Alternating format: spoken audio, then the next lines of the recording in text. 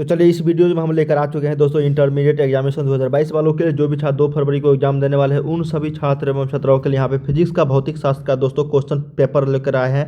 ये प्रश्न code F है दोस्तों, ए से लेकर जे तक आप लोग को कुछ भी क्वेश्चन देखने को मिलेंगे और सेम रहते हैं क्वेश्चन, बस नंबरिंग का अलग अलग रहता है। बिल्कुल न्यू पैटर्न पर करने वाले हैं। 70 ऑब्जेक्टिव रहेंगे जिसमें आपको 35 का जवाब देना है। तो चलिए दोस्तों वीडियो को लास्ट तक जरूर देखिएगा, यहाँ से आप लोग को काफ़ी सारे क्वेश्चन पूछे जाएंगे। वीडियो को लास्ट तक जरूर देखिएगा। जितने भी छात्र एवं छात्रा अभी तक चैनल को सब्सक्राइब नहीं किए, चैनल को जरूर सब्सक्राइब कर लीजिए ताकि इसी तरीके से हम लोग केमिस्ट्री बायोलॉजी जितने भी हिंदी इंग्लिश का एग्जाम्स होने वाले हैं तो आप लोगों को नोटिफिकेशन मिलते रहेंगे दोस्तों। तो वीडियो के नीचे अगर लाल रंग में सब्सक्राइब बटन है जल्दी से दबा के बेल आइकन को प्रेस कर दीजिए। हाँ दोस्तों, वीडियो को लाइक कर लीजिए और चैनल को सब्सक्राइब करके शेयर जरूर कर दीजिए।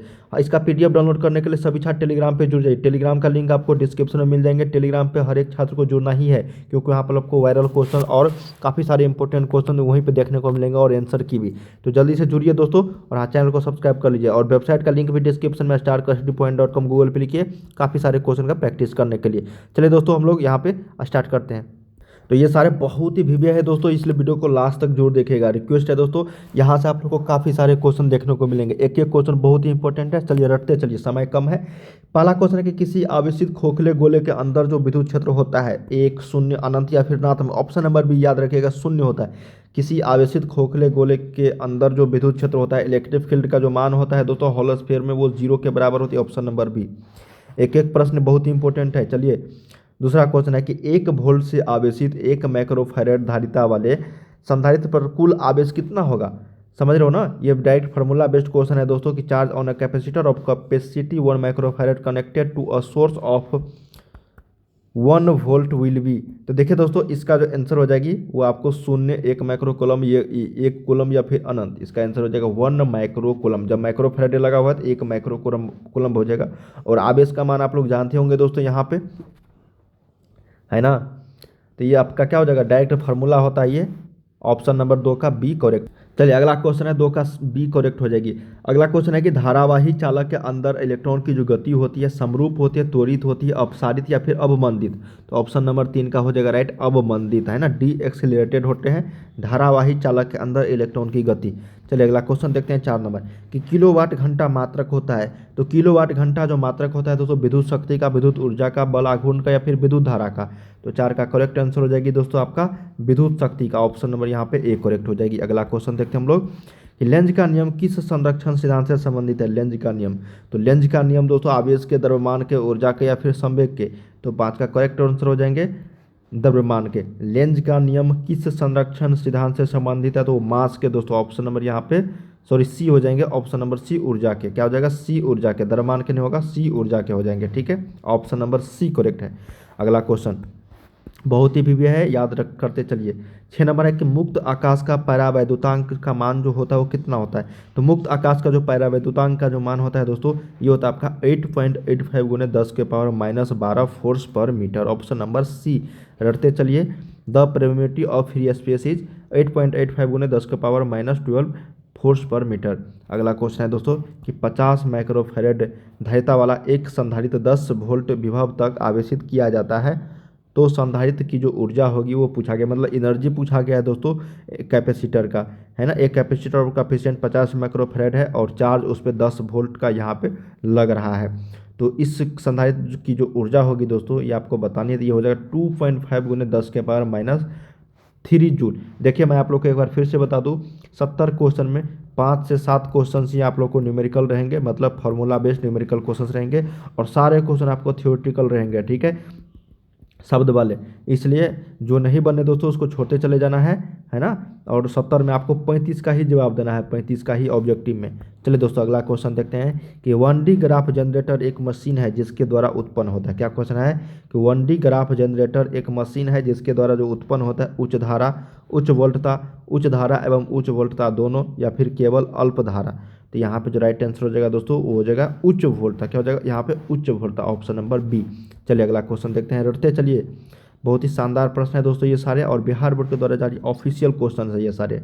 एक तार में 1 एम्पीयर धारा प्रभावित हो रही है, यदि इलेक्ट्रॉन का आवेश 1.6 गुने 10 के पावर -19 कूलम हो तो तार के किसी काट से प्रति सेकेंड प्रभावित इलेक्ट्रॉन की जो संख्या होगी वो कितनी होगी। तो हो जाएगा 6.25 गुने 10 के पावर 18। क्या हो जाएगा, इलेक्ट्रॉनों की संख्या 6.25 गुना 10 के पावर 18। Option number B. चलिए अगला क्वेश्चन देखते हैं 10 नंबर। देखिए मैंने आप लोग को बताया बहुत ही वीवी है दोस्तों, हर एक सेट में मिलते हैं। इससे पहले भी एक क्वेश्चन था कि डायनेमो के जो कार्य का सिद्धांत है वो किस पे आधारित है, विद्युत चुम्बकीय प्रेरण पे। किस पे दोस्तों, विद्युत चुम्बकीय प्रेरण पे। और जनित्र भी है ना, डायनेमो को भी जनित्र बोलते हैं हम लोग दोस्तों। तो क्या हो जाएगा यहाँ पे, विद्युत चुम्बकीय प्रेरण पर। चलिए अगला क्वेश्चन देखते हैं हम लोग।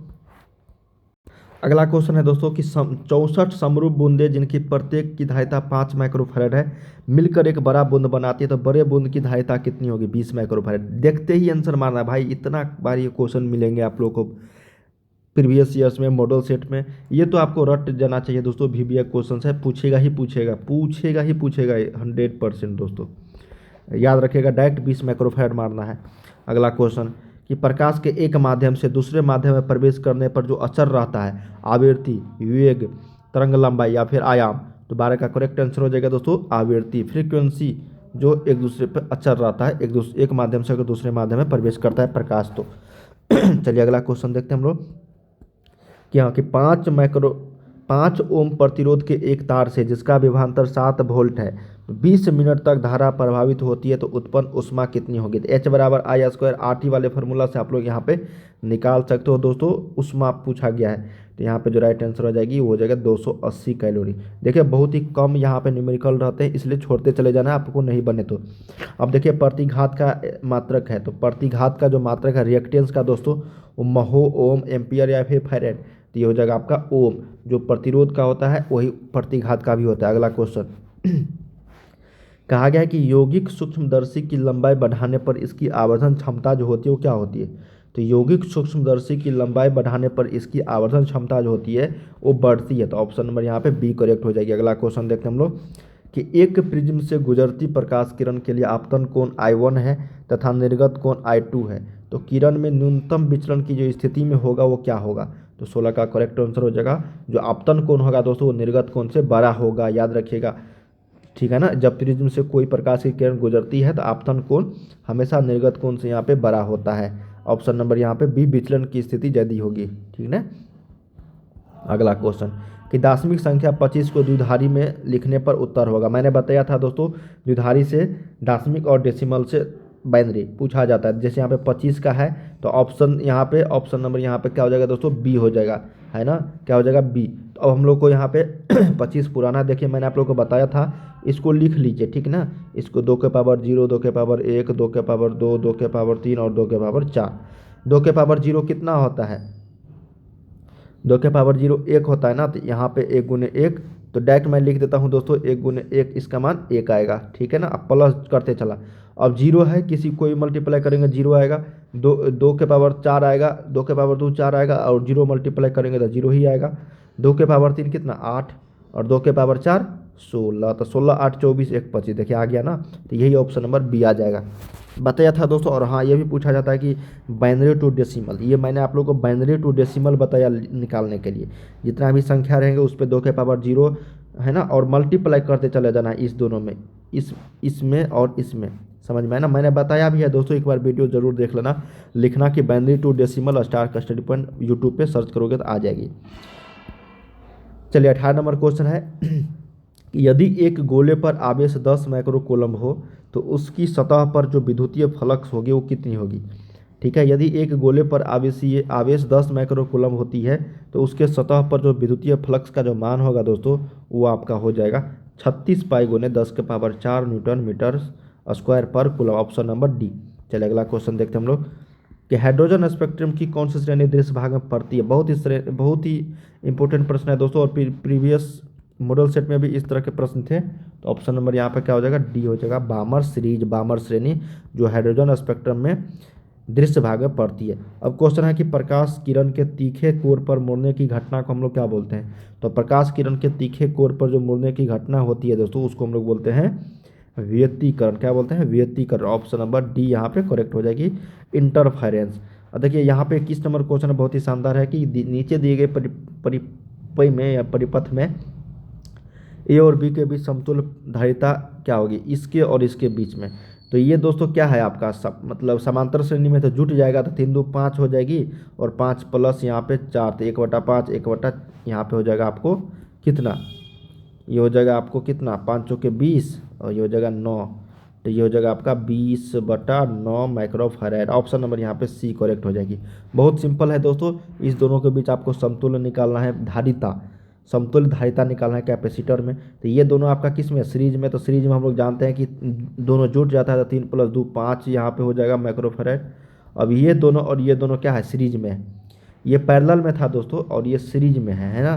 तो सीरीज में क्या होता है, हम लोग उसका उल्टा करते हैं करंट का। तो 1/5 + 1/4 जो आएगा मान, ये 1/c है ना, मतलब 1/AB। तो सिंपल था दोस्तों 20/9। चलिए अगला क्वेश्चन देखते हैं हम लोग। अब देखो ये तो मतलब इतना भीबी है दोस्तों कि मत पूछो। 3 से 4 क्वेश्चन तो यहाँ से आप लोगों को ऐसे ही मुंह जबाने रट हो जाएगी। अब चुंबक की ज्यामितीय लंबाई Lg एवं चुंबकीय लंबाई Lm में जो संबंध होता है वो क्या होता है। तो ये संबंध जो होता है दोस्तों आपका 6Lm = 5Lg। क्या होता है, 6Lm = 5Lg। इसी को देखो किस ऑप्शन में है ये, तो ये Lm बराबर इसको लिख सकते हैं 5/6Lg, जो ऑप्शन नंबर आपका डी में है, यही आपका करेक्ट हो जाएगा।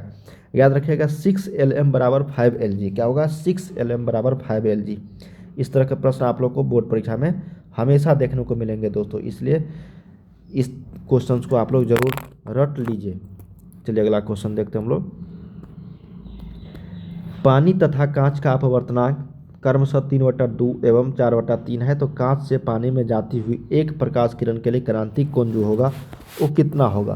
तो ये क्रांतिक कोण हो जाएगा दोस्तों sin इनवर्स 9/8। ये फार्मूला बेस्ड क्वेश्चन है क्रिटिकल एंगल का, जब आपको पानी तथा कांच का अपवर्तनांक पता हो।